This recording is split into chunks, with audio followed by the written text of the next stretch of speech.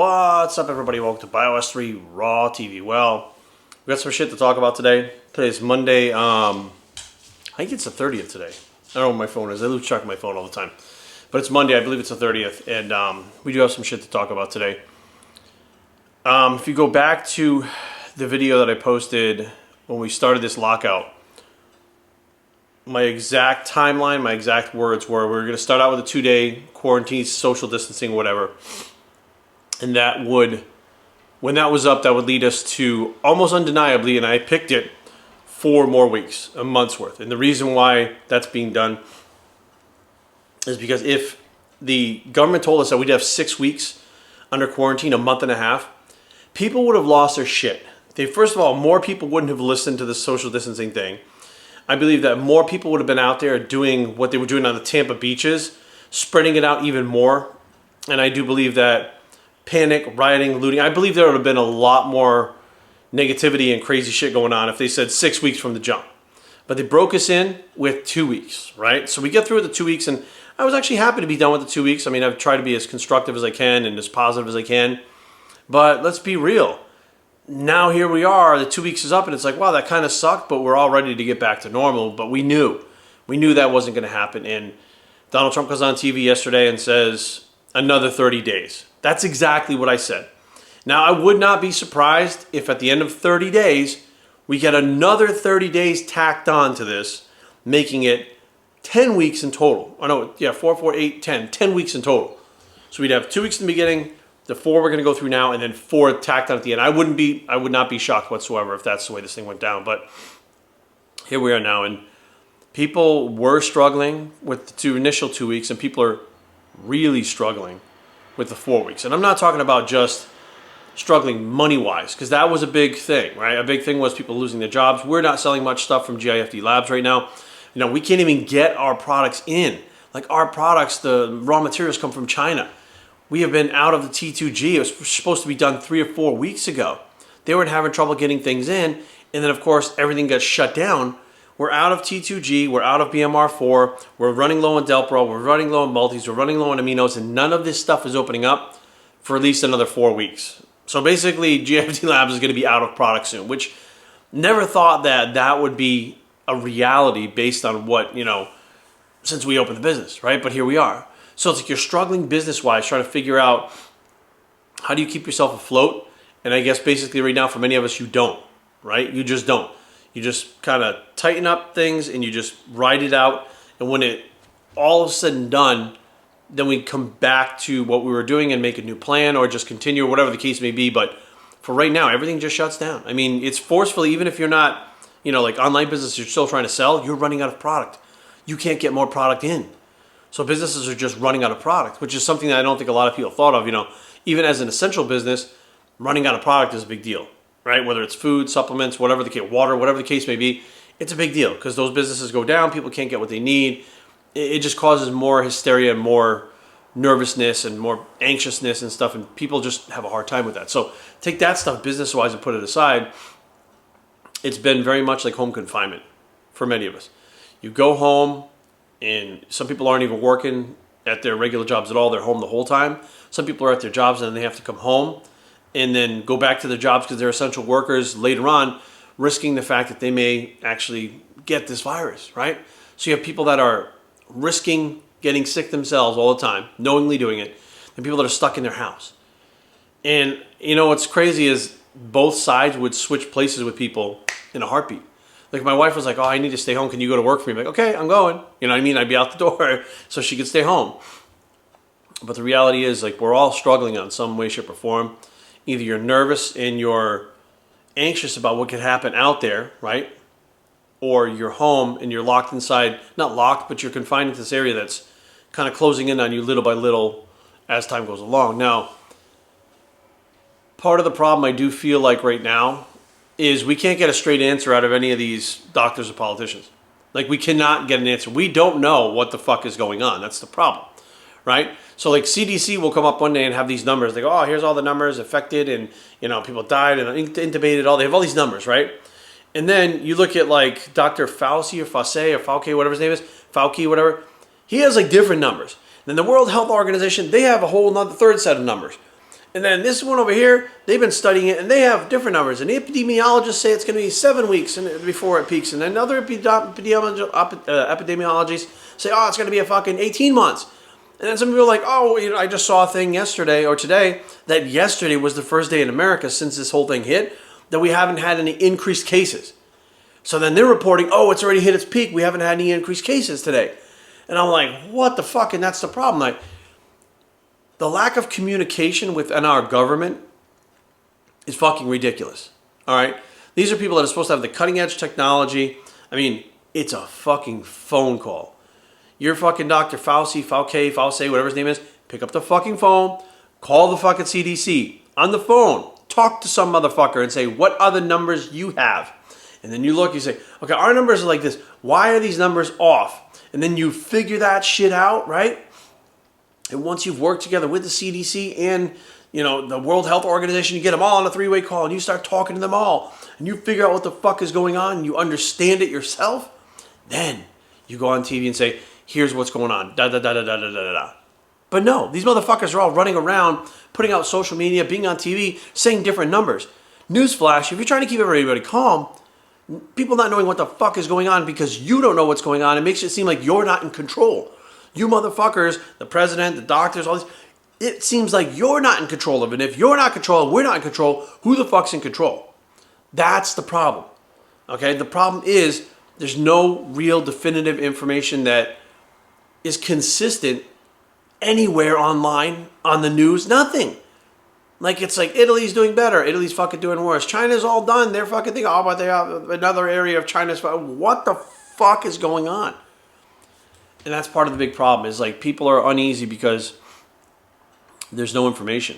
I mean, there's tons of information, but it's all fucking different. Like none of it makes any sense. None of it goes together. None of it is actually telling us what the fuck is going on and how long this is going to last for us as a nation or even as a world. We don't know. I mean, I've seen people freaking the fuck out about Italy. Then other people say it's not that bad. Then I have a friend who lives there and says it's fucking bad, right? And you're just like, what the fuck? Like, I don't know, guys. It's one of those things where I'm going to be real with you guys 100%.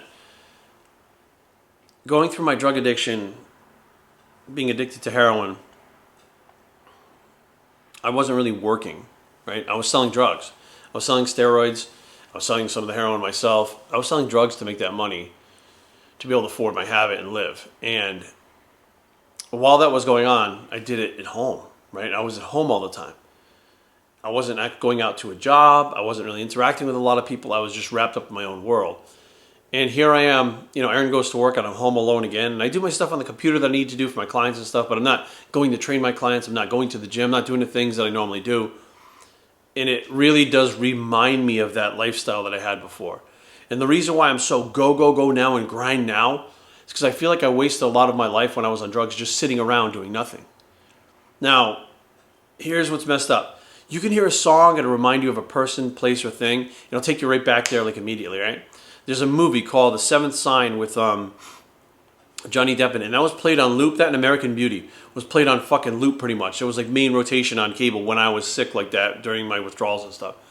And when I see those movies, they actually make me feel, they bring up those feelings, right? They bring them to the forefront of your mind. You almost feel them again. You kind of relive it.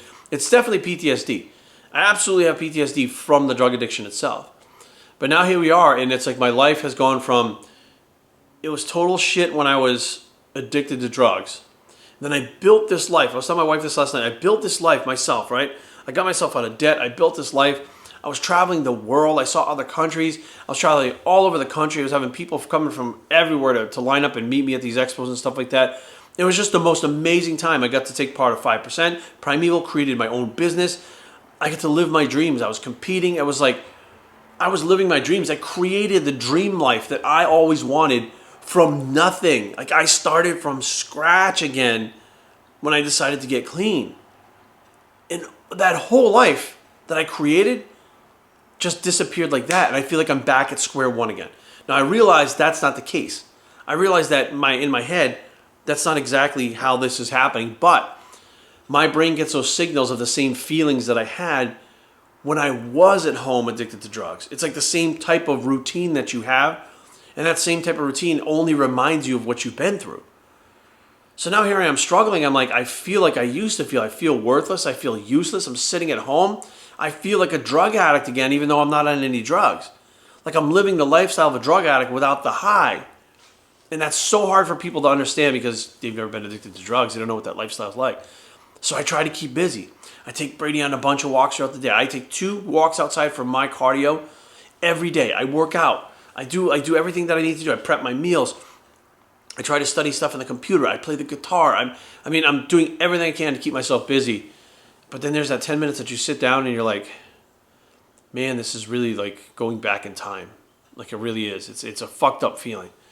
So like now I'm aware that if this can drudge up those feelings for me, a lot of people out there being trapped, I don't want to say trapped, but locked out of their daily life and having to stay home, it very well could be really pulling up some feelings for them and them not knowing what's going on. And now it's a mental health thing, right? If we got 4 more weeks of this, now it's a mental thing. It's a mental game. It's a mental health thing.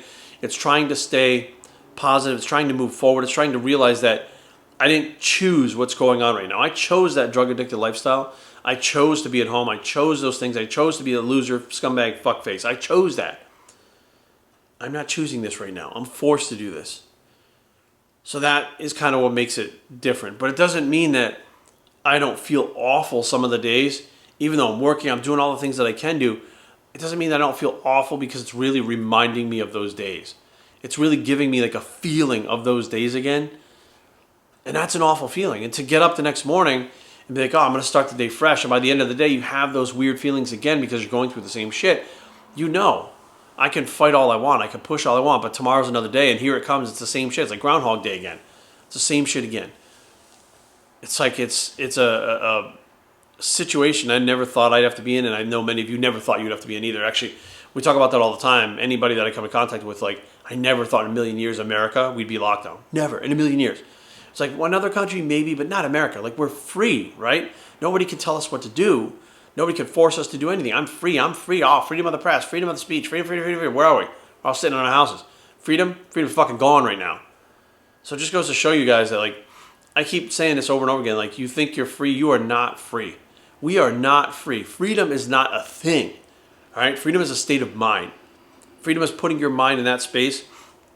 And right now, people with the right mind space are completely content and happy because they're sitting around reading a book, maybe imagining things in that book.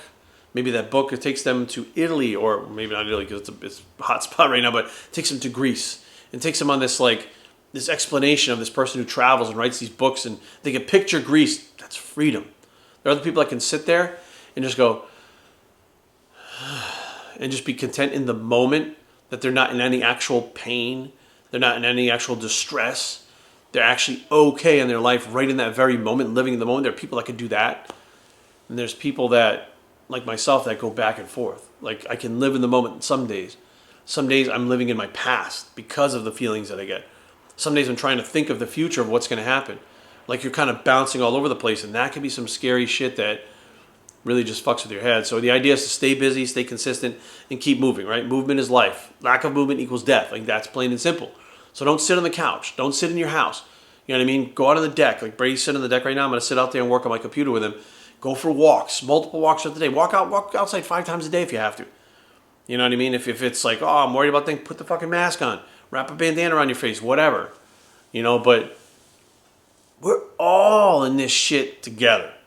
We are all in this motherfucker together. None of us are getting out of this thing any earlier than anybody else is. That's just all there is to it. And I wish that I was sitting here saying that I was wrong with the video that I put up about, well, we're going to do 2 weeks, another 4 weeks. I wish I was saying I was wrong. Because I was actually very happy yesterday. I was like, oh, you know, tomorrow they're going to announce maybe that this thing is done. We can start, you know, because they flattened the curve. They did it, right? We found the medication, which is technically the cure. We've had thousands of cases now. We went from having like 10 to 15 to a couple hundred to 500. We're up to thousands of cases that have used this drug now successfully. The FDA has fast-tracked it. It is now legal, right? Chloroquine is now legal to mix with azithromycin and zinc. A combination of 3 drugs in a cocktail with specific doses that has a 100% success rate in thousands of people. 100%. That's almost unheard of in any controlled study anywhere. You can't get any more control than this. These motherfuckers are in the hospital on ventilators. So you know exactly what they're doing. It's about as controlled as you can get, and these fuckers are still getting better. So now here we have the solution. We have the flattening of the curve, which is what they wanted. We have progress, right? With progress eventually comes a solution. And that's what we're all hoping for on our April 30th, I believe it is the solution to this being, it's done, we did it, please go back to your normal lives. Everybody, there's no more ban, there's no more travel ban. I think they should keep the states the traveling in states, I think should stay closed a little while longer. So we're not, if people are infected but don't know it, they're still not spreading it around the states, and get back to normal. But now the question is, what's normal? I don't even know what the fuck normal is anymore. Normal right now is not being able to go to the gym. Normal right now is not being able to go to a restaurant. Normal right now is not being able to go to a store. Normal right now is watching people be scared to walk around outside, be scared to walk around a store. And normal now is tape on the floor at the store, at the grocery store, so you have social distancing. That's normal now. In the end of a month, another month, that's going to be the norm. So what the fuck to transition back to what we used to do ain't going to happen. It's going to take time for people to get rid of this feeling, this shell-shocked feeling, this walking in eggshells feeling that, okay, everything's fine today, but tomorrow are they going to go, oh shit, it's having another outbreak, it's having a cluster of fucking cases, we need to fucking go on lockdown again. Go on again. Is that going to happen? That's where we're going to be for a while. And I just hope that I